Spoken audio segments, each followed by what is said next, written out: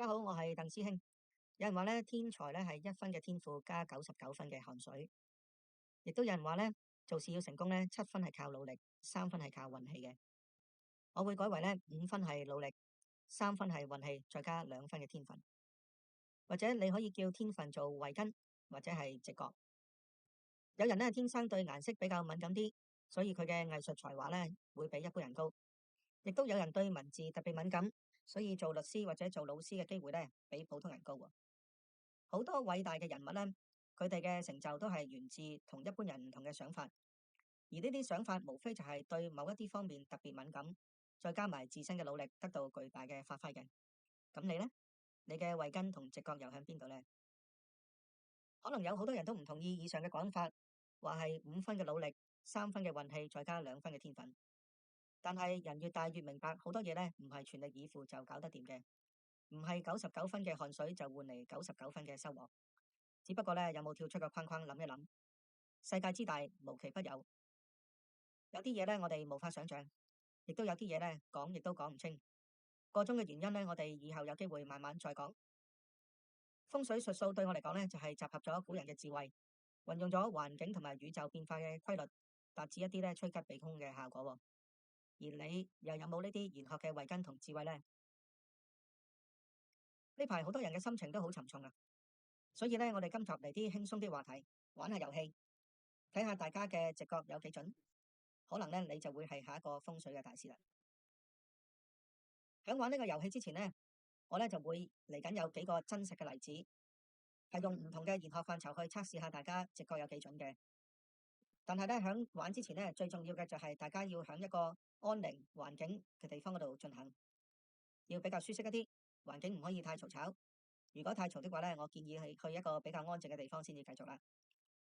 亦都最好咧，唔好有外界嘅騷擾喎，要心平氣和，冇咩煩惱先至做測試，咁樣個直覺測出嚟先至比較準確嘅。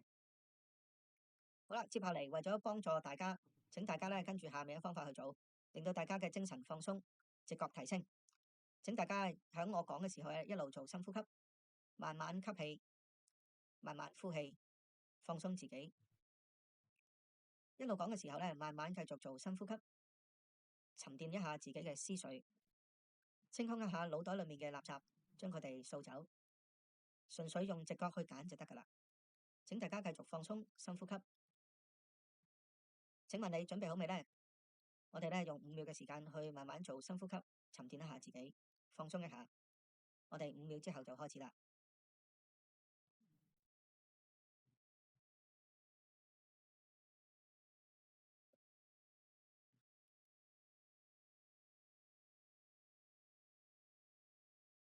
好啦，我哋開始。第一條咧係風水題，下面邊一個地方嘅煞氣咧比較重嘅呢？請大家用5秒嘅時間去諗一諗啊，純粹用直覺揀就得噶啦。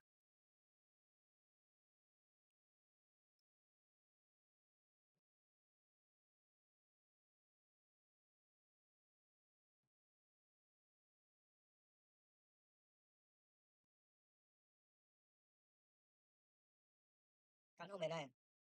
答案就係 B，因為咧 B 有動土，亦都有官帽小人喎，比圖 A 嗰度有角煞咧嚟得係比較煞氣重嘅。好啦，我哋接住下一題係面相題。請問下面幅圖兩位邊一位呢做咗個謀殺案呢？我哋亦都有5秒時間俾大家揀嘅。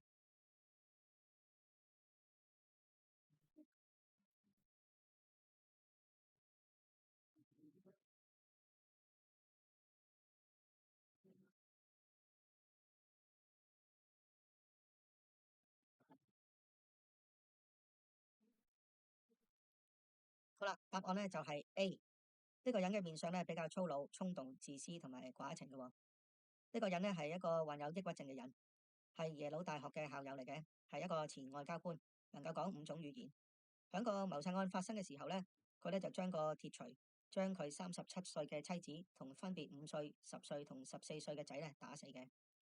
簡單啲講咧，呢個人嘅面相咧個面左右咧就唔對稱嘅，有雙重嘅性格，眉咧濃得嚟斷，仲要咧壓住隻眼，係一個粗魯衝動嘅表現嚟嘅。同埋呢個嘴唇比較薄，係一啲比較寡情嘅例子。好啦，我哋咧再講下一條，下一條咧係測字題。請問若果問前程的話，邊一個字呢個結果係比較好嘅呢？A 呢就係個霸道個霸字，B 呢就係個信字。咁究竟邊一個會比較好呢？亦都係有5秒時間俾大家揀嘅。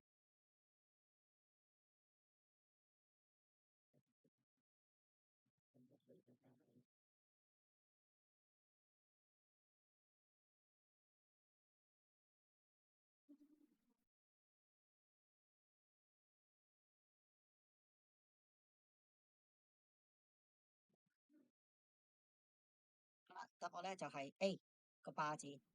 雖然個霸字呢有風雨在頭，但啲風雨呢好快就過啦。風雨過後呢，仲出現咗一輪明月添，而且呢個月字隔離有個革字，係改革在即咁解，即是話呢，好快啲嘢呢就改變咗，就變咗出現一啲好嘅現象。而個信字呢，信為風，係一陣風嚟嘅，而且隻腳呢就寫得比較歪斜一啲，企唔穩，所以大風一吹呢就吹走啦。所以 A 呢就比較好。好啦，下一題就係占卜題。下面邊個盤咧表示到能夠尋找到失蹤嘅人口呢？A 咧就係呢個盤，B 咧就係另外呢個盤。我單單講講 A 個盤同 B 個盤嘅分別啦。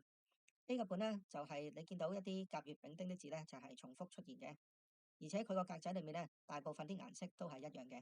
而 B 嗰個咧就唔同啦，甲乙丙丁咧上下咧就唔一樣，而且咧個格仔大部分啲顏色都唔同嘅。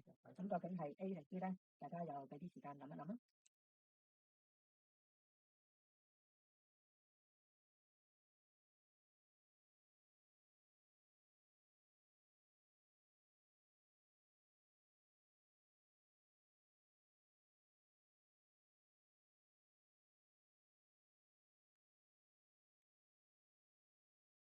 好啦，答案咧就係 B 咧係揾得翻嘅，因為我哋可以用排除法。A 個盤咧係一個叫做僕人局，係話啲嘢咧僕住喺度唔喐，係一個空象嚟嘅。咁所以咧 B 嗰個盤咧就係揾得翻啦。好啦，今集嘅時間咧就到呢度，希望你中意呢條片，記得 like share 留言俾我，等我咧知道大家咧喜歡睇啲乜嘢玄學嘅信息。我哋下集再見，拜拜。